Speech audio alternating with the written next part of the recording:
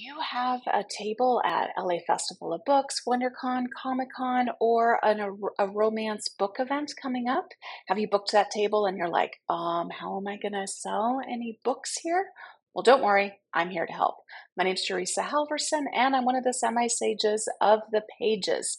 And today we are talking about how to maximize your revenue potential at conventions and festivals. So, fifth most important thing that you can do when you're at one of these events is stand up. Do not just sit behind the table and wait for people to come to you. Super important. Stand up, smile, good morning, good evening, how's it going? All of that stuff's going to make a big difference. Yes, it is going to be physically difficult. Yes, your feet are going to hurt at the end of the day. If it is something that you struggle with, then I really recommend bringing a director's chair, something like a bar chair that's foldable, that's going to go ahead and bring you up above that table. But then continue to make that eye contact, say good morning, good afternoon, all of that stuff. Fourth thing that you need to do, you need to know the audience. It is not going to work to bring your contemporary romance to WonderCon or Comic-Con. I've tried, it doesn't sell.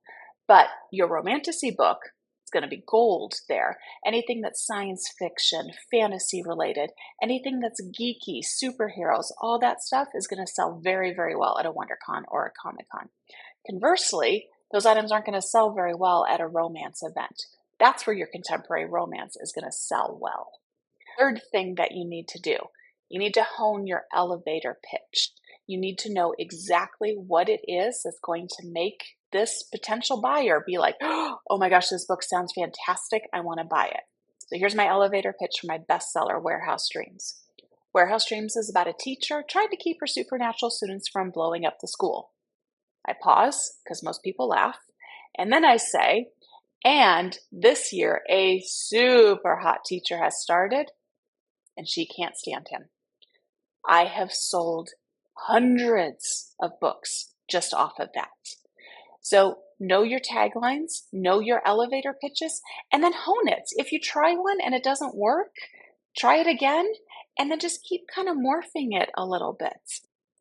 All right, the number two thing that you need to do in order to maximize your sales at these events is going to be to make your table look good. You want to go ahead and have banners in the background explaining what it is that you do. Those banners can highlight you, they can highlight your genre, they can highlight a specific book, dealer's choice, but make them colorful and make them look good. Then on your table, you want your table to look good. You want to use different heights for your objects. And you can see from the videos that I'm sharing right now, I've used black yoga blocks to bring my books up to a certain level, and then I stack books underneath it as well. I also have shelving depending on the event and the amount of room that I have. All right, and here's the number one thing that you can do to maximize your revenue when you're at these conventions. Give people something. Give it to them free of charge. I like to do bookmarks. Bookmarks are nice and they're cheap, and I can easily go through 5,000, which is what happened at Comic-Con at an event. So, and I like this one an awful lot. This one's been my most popular one. This shows Kendall, my main character from Warehouse Dreams. It is a really intriguing looking bookmark, and I have had people be like, ooh, tell me about her. Then on the back, I've got a quick little blurb about the book itself, and the most important thing, that QR code. I only use one QR code now. That QR code will take people to where they can buy an ebook version, an audiobook version, or the paperback version.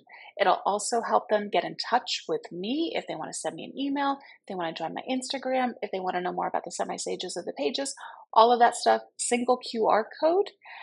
It goes actually to my link tree, and I end up changing it depending on what event I'm at.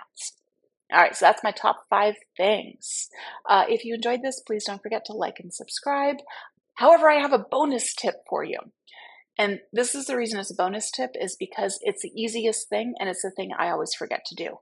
You have to bring stuff to make yourself comfortable at the event. Super important. It could be hot and it could be cold. So you have to be prepared to strip down to a t-shirt or a tank top, and then also have a nice warm fuzzy sweater or something like that in case it gets cold out. Bring sunblock. I've gotten burnt to a crisp because I've forgotten sunblock. Bring water, bring snacks, bring a first aid kit. I've sliced my finger before trying to open up boxes. Ibuprofen is absolute gold. Things like icy hot, really, really helpful. Bring hand sanitizer. You're going to be shaking a lot of hands. You're going to be touching a lot of things. That can really help a lot. You may not be able to leave your booth for food, so snacks, quick snack, non-sticky, non-salty, something that you don't have to go and wash your hands after eating. It's really going to help you maximize your time at your event. So that's it. I hope these tips helped you. If you're at an event, please go ahead and comment below. I'd love to come by, say hi, check out your table. And once again, if this video is helpful for you, please like and subscribe.